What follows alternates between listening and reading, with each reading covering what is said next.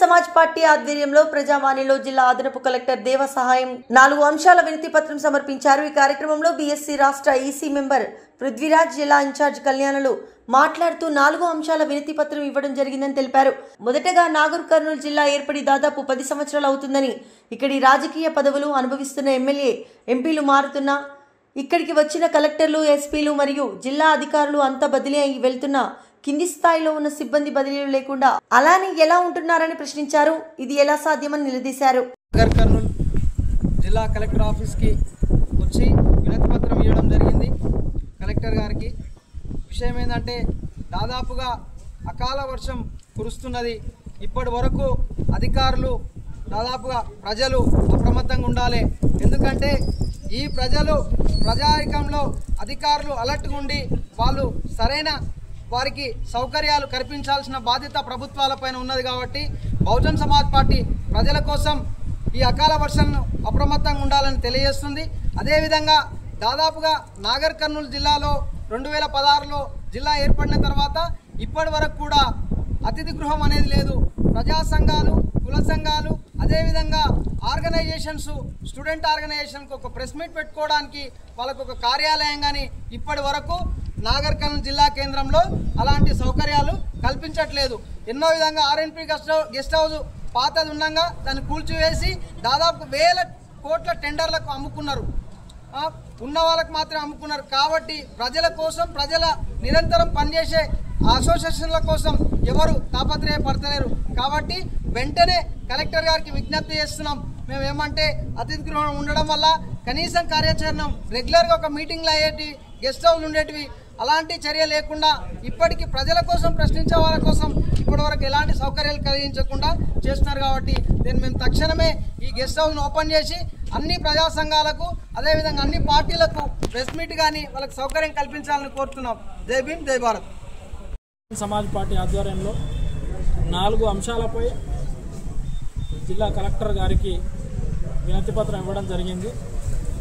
మొట్టమొదటిగా ఈ నాగర్ కర్నూలు జిల్లాలో జిల్లా ఏర్పడి 10 సంవత్సరాలు అవుతా ఉంది। ఈ జిల్లాలో కలెక్టర్లు మారుతుర్రు, జాయింట్ కలెక్టర్లు మారుతుర్రు, జిల్లా ఆఫీసర్లు మొత్తం మారుతూ ఉన్నారు।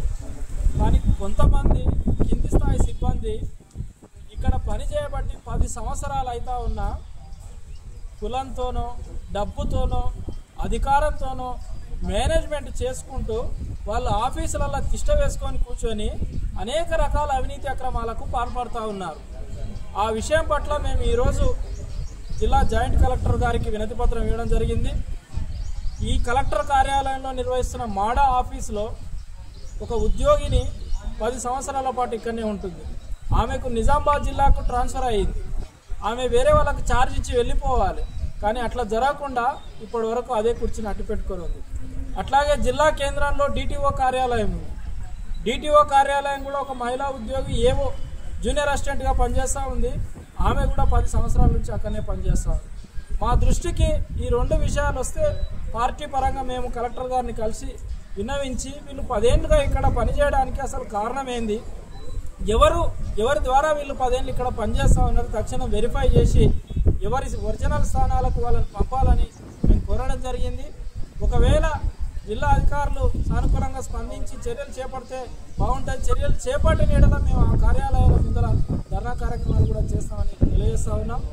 అట్లాగే రెండో విషయం వచ్చేసి జిల్లా మొత్తము కస్తూర్బా గాంధీ పాఠశాలలు కావచ్చు, సాంఘిక సంక్షేమ గురుకుల పాఠశాలలు కావచ్చు, హాస్టళ్లు కావచ్చు, అనేక రకాల ఫుడ్ పాయిజన్లు జరుగుతూ ఉన్నాయి। ఈ ఫుడ్ పాయిజన్లు అరికట్టడానికి జిల్లా కలెక్టర్ గారు సంక్షేమ గురుకులాల అధికారుల దగ్గర వాళ్ళందరినీ కూర్చోబెట్టుకొని ప్రిన్సిపాల్లతోని, వార్డెన్లతోని, కేర్ టేకర్లతోని ఒక మీటింగ్ ఏర్పాటు చేసి ఆ స్కూళ్ళల్లో ఫుడ్ పాయిజన్లు జరగకుండా కఠిన చర్యలు తీసుకోవాలని కోరుతూ ఒక లెటర్ ఇవ్వడం జరిగింది।